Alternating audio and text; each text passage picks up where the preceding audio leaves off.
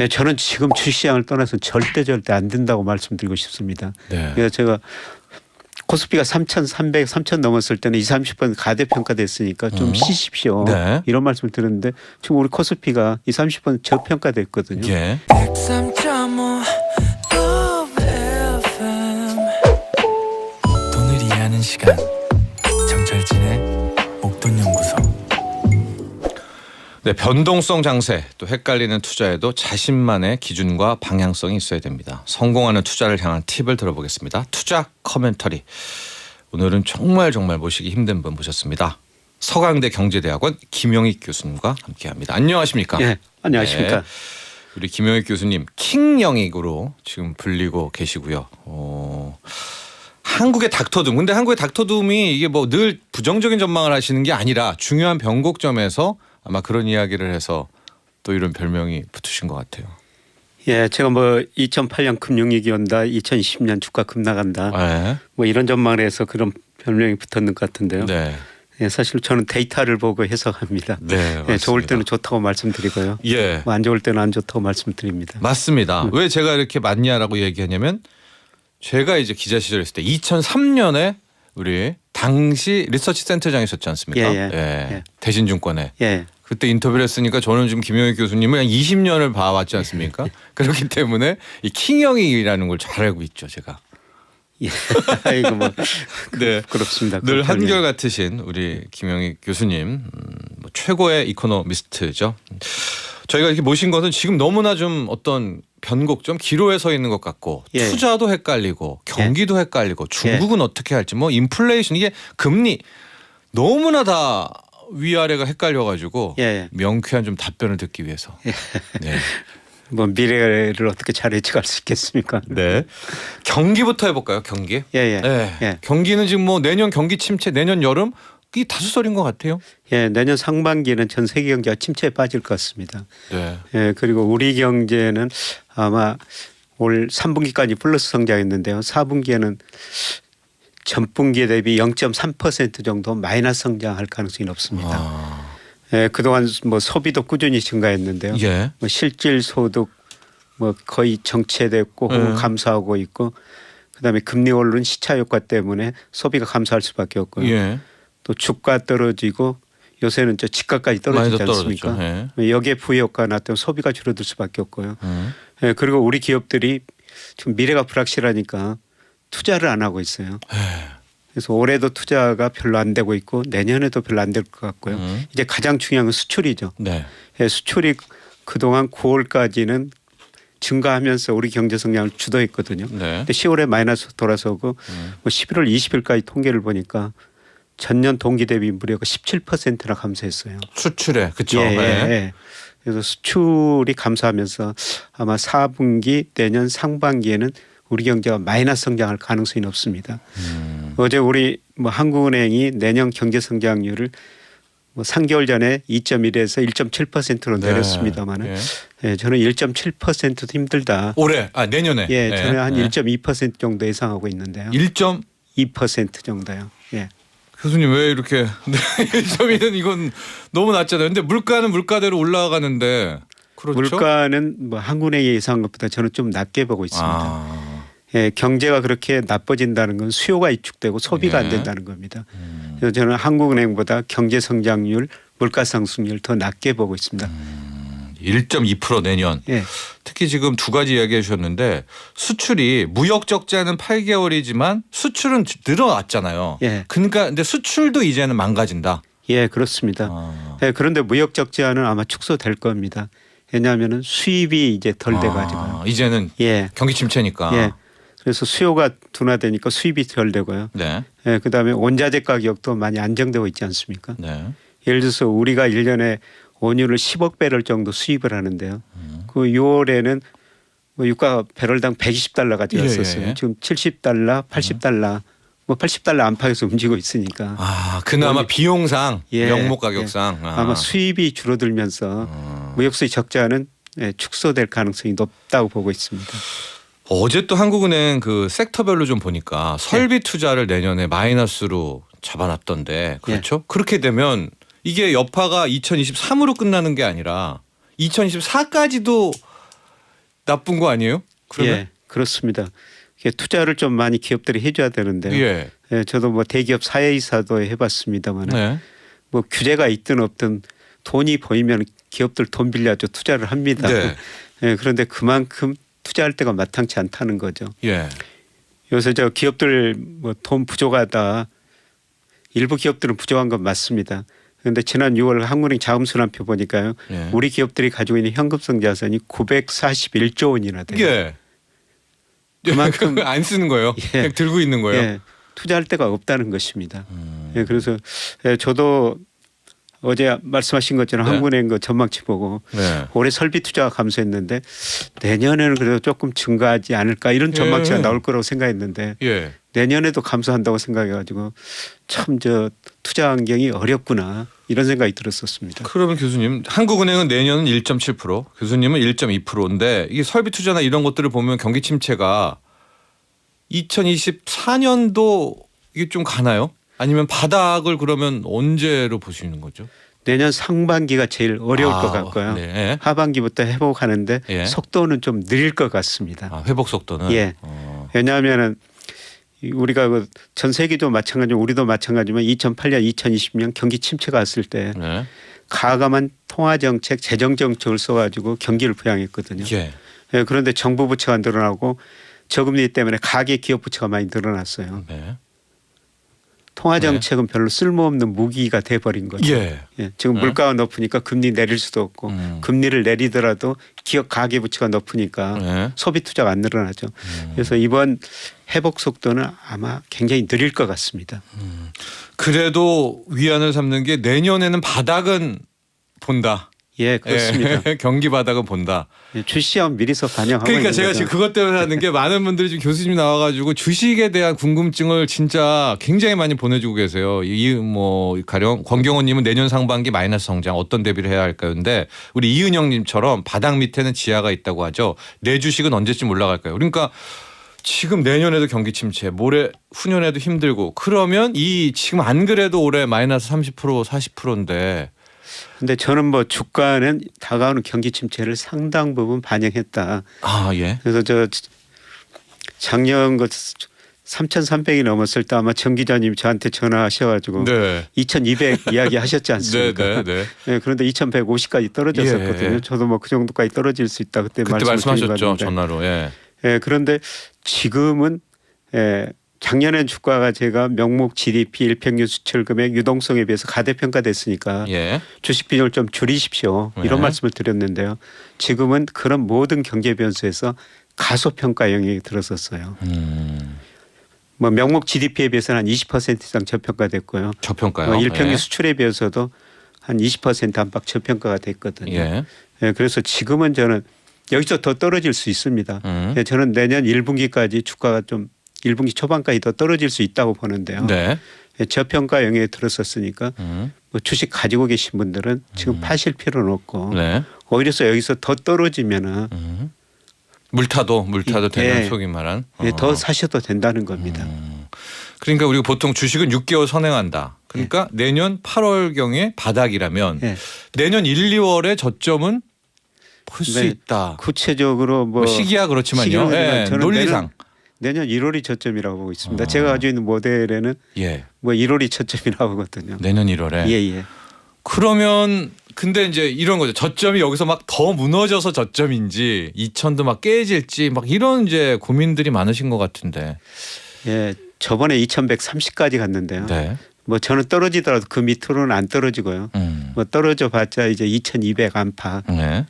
물론 그 밑으로 떨어지면은 더 싸졌다. 주식을 더 싸게 살 기회가 된다. 이렇게 생각하시면 되는데요. 예. 뭐 이미 많이 반영됐으니까 뭐 2130 그 이하로는 안 떨어질 거로 보고 있습니다. 전병호 님이 올해 산타랠리는 점점점 안 오겠죠? 우울해라. 권수민 님은 산타랠리 갑니까? 살짝 올랐지만 저는 아직도 원금 회복이 멀었어요. 이게 당시 12월 궁금증인데 우리 김영익 교수님은 큰 중장기적으로 이제 바라보시는 거죠. 산타랠리는 그러면 좀 없을 것 없어요. 같습니다. 없네요. 예. 그러나 좋을 것 같은데. 그러나 실망할 때는 아니다. 예, 더 떨어지면 싸게 사면 되는데요. 예, 그런데 저는 12월은 별로 안 좋게 보고 있습니다. 네. 네. 왜냐하면은 이 우리 코스피에 선행하는 게 장단기 금리차라고 있거든요. 네, 예, 어려운 우리가 얘기 장단기 나오죠. 금리차 가지고 뭐 경기도 예측하고 그러는데 네. 우리가 10년하고 1년 국고채라고 있지 않습니까? 그 수익률 차이가 선행지수 순환변동치 1개월 선행하고요. 주가에도 거의 1개월 선행해요. 네. 예, 그런데 11월 들어서 지금 장기 금리가 많이 떨어져 버렸거든요. 네. 예를 10년짜리 국제 수익률이 4.6% 갔던 게 지금 뭐 3.78%. 네. 이 장기 금리가 많이 떨어졌다는 거는 앞으로 경제 성장률, 물가 상승률이 낮아질 것이다. 예. 예, 장기 금리가 떨어지고 단기 금리하고 차이가 축소되면요. 이 그 다음 달에 주가가 별로 안 좋습니다. 안 좋았기 때문에 예, 예. 12월은 좀 힘들고 1, 2월은 앞서 말한 교수님 그 수출과 경기 변동에 따르면 실물 충격이 네, 한번 있을 있기 거라는 때문에 그러니까 그때가 오히려 우리 교수님께서는 노릴 만한 그러니까 주식 없는 분들은 그렇죠. 내년 1, 2월. 그래서 요새 주식이나 그 부동산을 보시는 분들이요. 예. 지금 시장 금리는 뭐 한국의 기존 금리는 올렸지만 시장 금리는 떨어지고 있거든요. 예. 예, 금리가 떨어지면은 주가도 올라가고 집값도 올라가지 않느냐. 아마 이런 생각을 하는 분이 많을 것 같은데요. 맞습니다. 예. 예, 그런데 이런 자산가를 결정하는 것은 금리하고 경기거든요. 네. 예, 그런데 지금 금리는 앞으로 시장 금리는 떨어지고 또 떨어질 것이지만은 경기 하락 속도, 기업 이익 증가율 하락 속도가 더 커버리면은 그 매력을 발휘하지 못한다. 예, 그게 아마 내년 12월 내년 1분기 초반까지 나타날 현상인 것 같습니다. 금리를 이야기해 줬으니까 자연스럽게 금리로 가볼게요. 이제 터미널 레이 최종 금리의 공포가 있었잖아요. 예. 뭐 미국은 5.75 가고 뭐 한국은행도 4자는 4% 무조건 본다 그랬는데 이게 약간 뉘앙스가 좀 바뀌는 것 같습니다. 예, 저는 좀 미국은 12월 FOMC 한번 남아 있지 않습니까? 예. 뭐 4.50% 예. 뭐 이게 마지막이라고 보는데요. 예, 그런데 시장보다는 제가 좀 앞서갑니다. 시장에서는 한 5% 정도. 예, 더 위로 보신 예, 분들도 예, 있고요. 예. 비관적인 분들은. 예, 그리고 한국은행도 어제 3.25%까지 올렸지만은 뭐 저는 올 4분기 경기 침체, 내년 상반기 경기 침체 여기서 금리를 더 이상 올려서는 안 된다고 생각하고 있거든요. 예. 그래서 어제 한국은행 총재도 기자간담회에서 이야기했지만은 3.25에서 3.75%까지 예. 이런 견해가 있다. 예, 그런데 예, 저는 뭐 여기서는 더 올려서는 안 된다고 보고 있습니다. 그리고 금리라는 게 예. 시차를 두고 소비에 영향을 미치거든요. 예. 뭐 우리나라나 제가 미국이나 분석해 보면은 금리 인상했을 때 바로 소비가 나빠지는 거 아니에요. 예. 금리를 인상하더라도 제가 소비를 계획하는데 그 계획한 기간에는 써야 되죠. 예, 그런데 이제 금리가 오르면은 예. 서서히 소비가 조정되거든요. 그래서 그 시차 효과 한 9 내지 12개월 정도인데 뭐 우리 금리 인상 그다음에 미국 금리 인상 효과가 내년 상반기에 본격적으로 나타나리라 보고 있어요. 소비도 내년 상반기에 많이 줄어들고 예. 물가 상승도 많이 낮아질 것이다. 그래서 만약 제가 뭐 금통위원이라면은 예. 저는 3.25% 여기서 여기서 끝? 종료합시다. 이렇게 말씀을 드리고 싶습니다. 그러니까 이게 한켠으로는 좋은데 한켠으로는 너무나 안 좋은 게 그러니까 우리나라의 최종 금리 올릴 수 있는 금리도 이번이 거의 끝. 예, 저는 그렇게 생각하고 있습니다. 예. 하고 미국도 다음 달에 올 일이 4.5가 끝. 예. 근데 항상 저 통화정책 결정자들이 이거 데이터 디펜던트라고 예. 데이터를 배우고 결정하다. 예, 그런데 우리 이제 11월 소비자 물가가 12월 초에 발표되지 않습니까? 네. 근데 어제 한국은행 총재도 뭐 작년 11월에 많이 올랐으니까 그렇죠. 기저효과 때문에 예. 11월은 낮아질 낮을 거다. 것이다. 예, 그런데 제가 전망하면 4% 후반 정도 나와요. 네. 11월 소비자 물가가. 네. 예, 그리고 내년 상반기에 뭐 한국은 5%대라고 그러지만은 4% 중반쯤으로 제 모델은 나오거든요. 네. 예, 제가 가지고 있는 모델은 한국의 전망보다 경제 성장률 더 떨어지고 물가 성장률 더 떨어지고 예. 이런 의미에서 예, 저는 금리 인상이 멈출 것이다. 예, 멈춰야 된다. 네. 물론 그분들이 생각이 다르겠지만 제가 금리를 결정하는 게 아니니까 아니니까 그분들이 전망입니다. 예. 김영익 교수님 전망인데. 그런데 금리를 결정하는데 흔히 그 테일러 준칙이라고 또 이론적인 금리가 있거든요. 네네. 예, 그것도 미국이나 우리나라 보면 둘이 다 꺾이고 있어요. 아직도 수준은 높지만 네. 그게 방향이 꺾였을 때 미국 연준도 그렇고 우리나라 한국은행도 그렇고 금리를 더 올릴 올려놓고. 여력이 안 된다. 예, 예, 예, 예. 그러니까 그러니까 이게 여기까지만 들으면 미국의 터미널 내 최종 금리가 5도 안 돼? 뭐 4.5야? 한국도 3.25야 해서 기뻐하겠지만 교수님은 그거 자체가 실은 경기 침체와 자산 가격이 뭐 침체될 것을 미리 선반영한다는 그런 의미신 거죠. 예, 그렇습니다. 예. 그런데 부동산 입장에서는 여기가 이제 최종 금리를 확인하면 예. 주택담보대출 금리도 더 안 오르고 한 번 더 배팅할까 이런 수요도 있을 것 같은데. 근데 제가 보기에는 아직도 집값은 가대평가 영역에 있어요. 예, 주가는 작년에 뭐 일평균 수출 금액 가지고 해보니까 4월 달은 40% 가대평가됐는데 지금 예. 한 20% 가소평가. 앞서 얘기하셨죠. 예. 주가 코스피는 충분히 떨어졌어요. 예. 예, 그런데 우리나라 집값을 제가 뭐 소득에 비해서 그다음에 물가에 비해서 월세에 비해서 이렇게 평가해 보면은 전국 평균이 한 30% 이상 가대평가됐었거든요. 예. 지역에 따라 좀 차이가 되죠. 평균이 30% 이상 가대평가됐습니다. 네. 근데 그게 이제서야 시작이라는 거죠. 맞춰가는 작업이. 예. 예, 그리고 자산 가격이라는 거는 연착륙이라는 게 없어요. 예. 우리 저 정책 당국자들이 연착륙을 유도한다 그러는데 연착륙이라는 게 없습니다.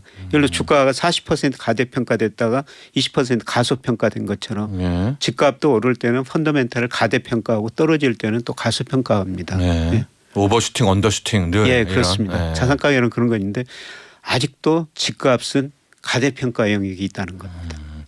그러니까 지금 많은 부동산 전문가들이 금리 인상만 멈추면 특히 최종 금리만 알면 예. 매수 수요가 다시 와서 이렇게 얘기를 하는데 그게 다는 아니라는 거네요. 금리가. 제가 뭐 우리 아파트 가격 결정하는 요인을 통계적으로 분석해 보니까요. 예. 금리 그다음에 대출의 경기 이런 것들이 중요한 영향을 미치는데 초기에는 금리나 대출이 우리 예. 아파트 가격 결정에 아주 중요한 영향을 미쳐요. 예. 예, 그런데 6개월, 12개월 이 아파트 가격 변동 요인을 분석해 보면요. 결국은 경기입니다. 경기다. 예. 특히 경기 중에서 동행지수 순환 변동치라는 게 있는데 이게 현지적 경기를 나타내는 대표적인 지표거든요. 네. 이게 이제서야 꺾이고 있어요. 이게 한 번 꺾이면은 지난 11번 경기 순환에서 평균 19개월이 꺾였거든요. 그 하락 방향으로 쭉 간다는 거죠. 예, 그렇습니다. 예. 근데 이제서야 꺾이고 있다는 겁니다. 그러면 주식, 부동산 둘 놓고 보면 부동산이 더 힘든 거네요. 왜냐하면 주식은 이제 바닥을 곧 예. 왔는데 그렇죠. 예. 예. 자산 지금은 중에서. 뭐 부동산은 조금 이따 보시고요. 네. 주식 먼저 보시는 게 좋을 것 같습니다. 어. 그 이전에 제가 뭐 채권 투자 몇 달 전부터 좀 하시라고 말씀드렸는데 네. 뭐 채권도 관심 가지셔야 그렇죠. 되고. 이제 금리가 떨어지면 여기서 이제 멈추면 곧 떨어지지 않겠습니까? 예, 예. 예.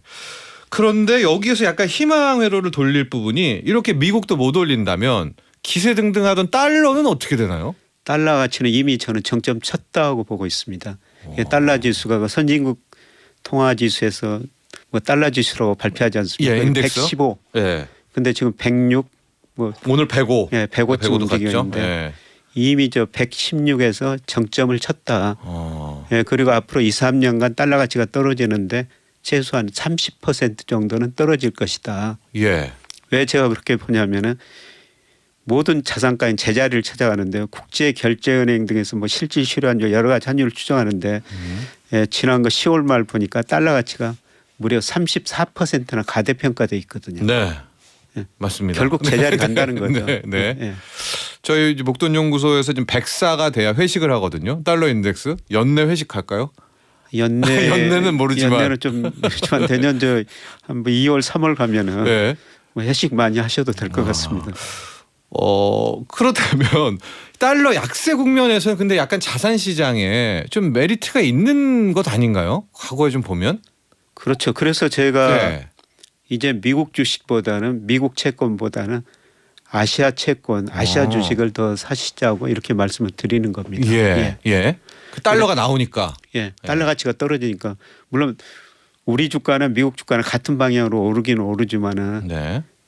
미국 채권 투자했다가 채권에서 이익을 보더라도 달러 가치가 하락한 만큼 환손실. 환손실을 예. 보거든요. 예, 그래서 저는 지금은 미국 채권 주식 비중 많이 줄이라고 그런 말씀을 드리고 싶고요. 뭐 저 우리 국민연금이 지금 해외 주식 엄청 투자하고 있지 않습니까? 예.